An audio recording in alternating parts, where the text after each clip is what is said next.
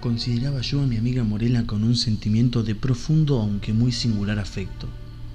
Nos tratamos durante un tiempo y el destino nos unió ante el altar, aunque yo jamás pensé en pasión, ni mucho menos en el amor. Ella, aún sí, me hizo feliz huyendo de la sociedad y dedicándose enteramente a mí.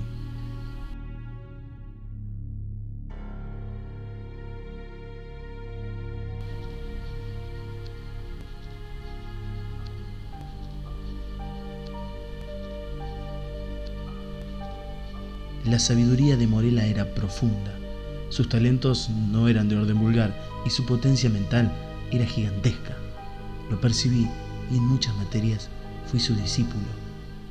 Las obras de magia negra y necromancia no puedo imaginar por qué razón constituían su estudio favorito y constante, y si en el transcurso del tiempo llegó a ser el mío también, hay que atribuirlo a la simple pero eficaz influencia del hábito y del ejemplo. Pero me estremecía yo interiormente ante aquellos tonos sobrenaturales, y así el gozo se desvanecía en el horror, y lo más bello se tornaba horrendo. Pero realmente había llegado ahora un momento en que el misterio del carácter de mi esposa me oprimía como un hechizo. No podía soportar más el contacto de sus pálidos dedos, ni el tono profundo de su voz, ni el brillo de sus melancólicos ojos. Y ella sabía todo esto, pero no me lo recriminaba. Parecía tener conciencia de mi debilidad o de mi locura y sonreía ante ello. Parecía también tener conciencia de la causa, para mí desconocida, de aquel gradual desvío de mi afecto hacia ella, pero no me daba explicación alguna. Con el pasar del tiempo, Morela había conseguido alcanzar lo que, según puedo deducir, era su objetivo. Según sus propias palabras, ella había logrado la inmortalidad de su alma. Sin embargo, su cuerpo se iba debilitando y su mundo se redujo a nuestro lecho matrimonial.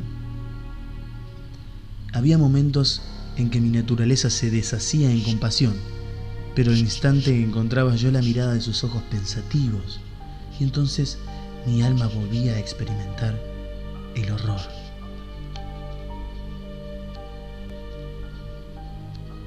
Por si fuera poco, ella no estaba sola. El producto de algún efecto mutuo que alguna vez tuvimos estaba desarrollándose en su vientre.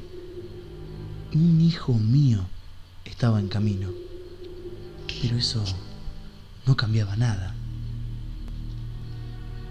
Diría que anhelaba ya con un deseo devorador el momento de la muerte de Morela.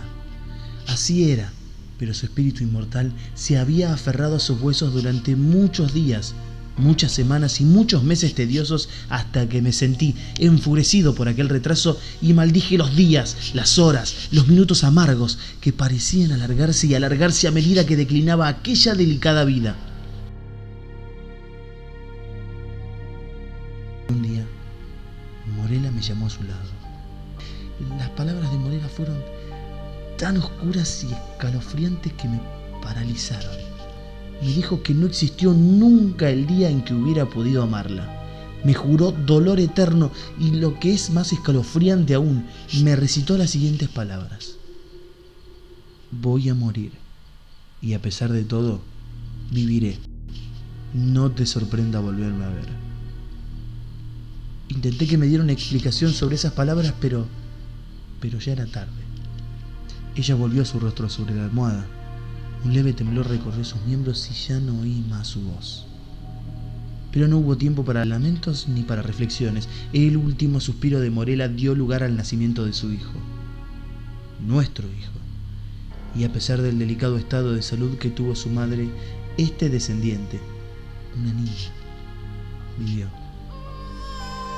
A Morela decidí enterrarla yo mismo en un terreno baldío y lejano, para así asegurarme de que ni mi hija ni nadie jamás sabría el paradero de la difunta. La niña creció extrañamente en estatura e inteligencia y era de una semejanza increíble con Morela, pero a esta niña la amé con un amor más perfecto del que creí me sería posible sentir por ningún habitante de la tierra.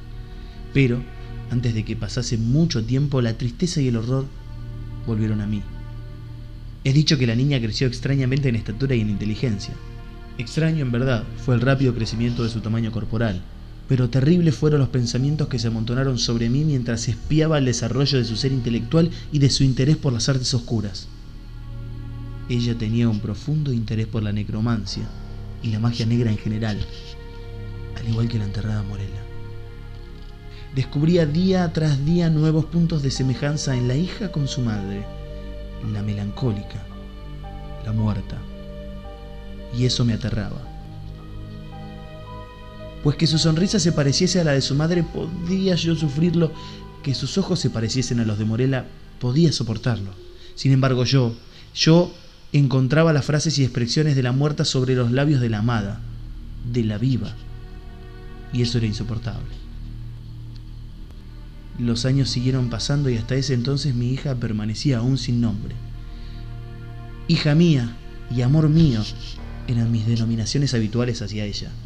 El nombre de Morella había muerto con ella. No hablé nunca de la madre a la hija. Me era imposible hacerlo. Finalmente se vino a mi mente la ceremonia del bautismo para alejar cualquier ser sobrenatural o maleficio que mi hija haya heredado de su madre. No podía soportar ver en sus ojos los ojos de la difunta. En la pila bautismal dudé respecto al nombre. Se me vinieron a la mente muchos nombres de sabiduría y belleza, de los tiempos antiguos y de los modernos, de mi país y de los países extranjeros, con otros muchos, delicados de nobleza. ¿Qué me impulsó entonces a recordar a la muerta enterrada? ¿Qué demonio me incitó a suspirar aquel sonido cuyo recuerdo hacía revolver mi estómago? ¿Qué espíritu perverso habló desde lo más profundo de mi alma cuando, aquel día, mencioné al oído del santo hombre la palabra Morella? ¿Qué ser más demoníaco pudo ser capaz de llevarse la vida de mi hija apenas el sacerdote mencionó aquel nombre? Emitió un grito que me heló la sangre. Cayó y no volvió a respirar.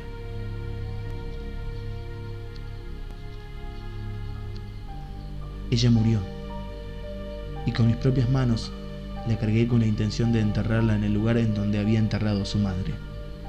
Y puedo asegurar que no encontré otra opción que echarme a reír amargamente al no encontrar vestigios de la primera Morella en el lugar donde enterré a la segunda.